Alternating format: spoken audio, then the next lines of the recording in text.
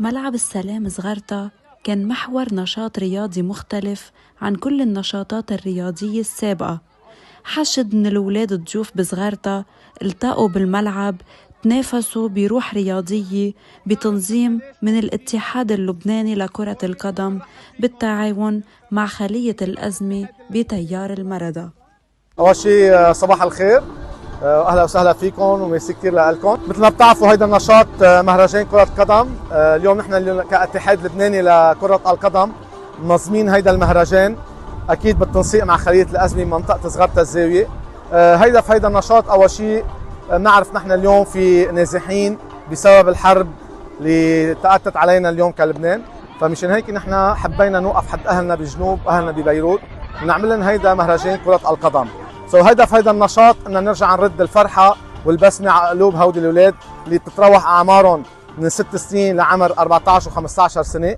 فخلال هيدا النهار اكيد حيكونوا موجودين معنا يلعبوا وينبسطوا، اكيد باشراف مدربين من الاتحاد اللبناني لكره القدم وبالتنسيق اكيد مع نادي السلام صغرتا المشكورين له لدعمه لهيدا النشاط ولهيدا المشروع. نقلل من هون نحن انتم موجودين بصغرتا، موجودين ببيتكم، موجودين بين اهلكم. هذا الشيء كان بالتنسيق مع خلية الأزمة بمنطقة صغرتا الزاوية، واكيد بالتنسيق مع المسؤول عن خلية الأزمة الاستاذ سامر عنتر.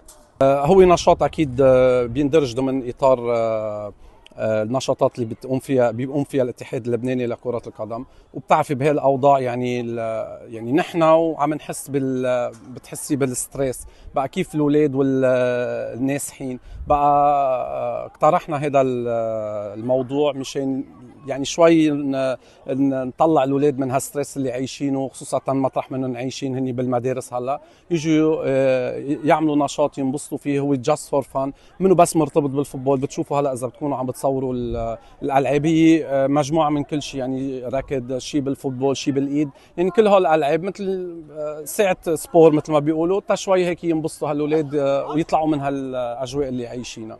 وكمان نحن لقينا تجاوب منيح من الناس، يعني ما في حدا من النازحين يعني كأهالي او الاولاد او حدا يعني رفض هذا الموضوع، كثير شجعوا، كثير حبوا هاي الفكره. واكيد نشكر خلية الأزمة بتيار المردة اللي كان في التعاون الكبير معها، يعني تاخذنا احصاءات قديش في عندنا اعداد واي مدارس وكلها، وامنا النقليات تبعهم. واكيد بنشكر موقع تيار المردة اللي هو عم بيغطي هذا الحدث الرياضي. شكر كثير كبير لكم توصل هاي الفرحه وهاي الرساله لكل الناس.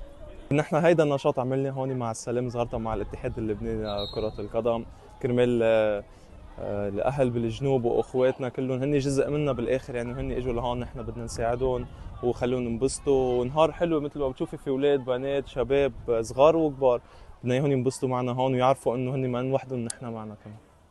عم تعملوا سباق مع تاني فريق؟ رح تربحوا؟ انتوا قوية؟